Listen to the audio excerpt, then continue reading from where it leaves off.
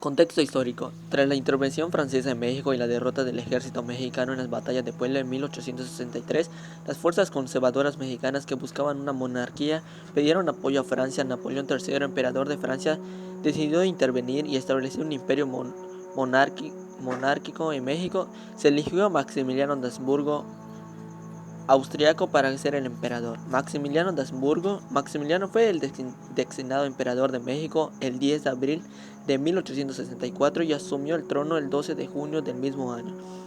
A pesar de ser un noble europeo, Maximiliano intentó modernizar y mejorar las condiciones sociales y económicas del país, promoviendo reformas como la libertad de prensa y el derecho de propiedad. Su reinado fue muy comprometido debido a la oposición republicana encabezada por Benito Juárez. Punto 3. La intervención francesa. El imperio de Maximiliano fue respaldado militarmente por Francia, que envió tropas para asegurar su poder. Sin embargo, las fuerzas republicanas de Benito Juárez, que no se aceptan el régimen imperial, resistieron en diversas regiones del país. Punto 4. Declive del imperio. A pesar de las reformas de Maximiliano, el imperio fue incapaz de consolidar el apoyo popular, especialmente porque gran parte de la población no quería una monarquía europea. A medida de que la guerra civil en México se intensificaba, las tropas francesas fueron retiradas debido a la situación en Europa, particularmente la derrota de Napoleón III en la guerra franco-prusiana. Punto 5.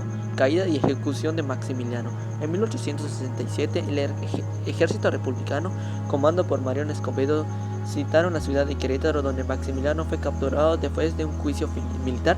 Maximiliano, junto con dos de sus generales, Miguel Miramón y Tomás Mejía, fue condenado a muerte el 19 de junio de 1867. Maximiliano fue ejecutado por fusilamiento en la cercanía de Querétaro. 6. Consecuencias. La caída del Imperio Mexicano restauró la República bajo el liderazgo de Benito Juárez, quien se consolidó como presidente. El fracaso del imperio significó un rechazo definitivo a la monarquía europea en México y reafirmó la soberanía de la nación.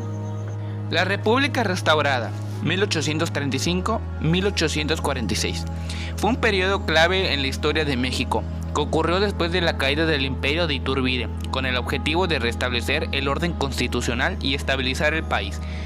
A continuación, algunos datos importantes. 1. Contexto. La restauración se refiere al retorno de la República después del fin del imperio de Agustín de Iturbide. El emperador fue derrocado en 1823 y México adoptó una constitución republicana. 2. Inicio del periodo. La restauración se consolidó bajo el liderazgo de Antonio López de Santa Anna, quien se convirtió en una figura dominante del país durante esta época. Santa Anna había sido una figura central en la caída del imperio y asumió varias veces en la presidencia. 3. Liberalismo y centralismo. Durante este periodo hubo una lucha interna entre los liberales, que defendían un gobierno federalista, y los conservadores, que abogaban por un gobierno centralista. Esta tensión política fue un constante en los gobiernos de la época. 4. Constitución de 1824. Fue la Carta Magna que se adoptó tras la independencia de México, estableciendo una república federal con división de poderes.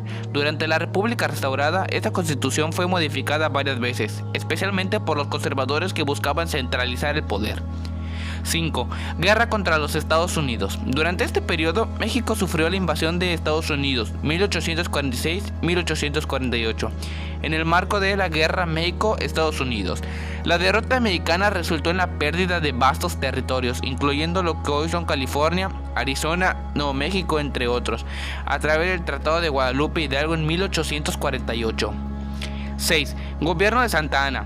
Santa Anna se desempeñó un papel crucial en este periodo, alternando entre diferentes roles como presidente y dictador.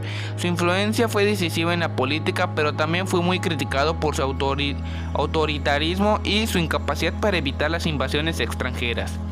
7. Factores de inestabilidad. La República Restaurada estuvo marcada por crisis políticas, falta de cohesión interna y disputas ideológicas.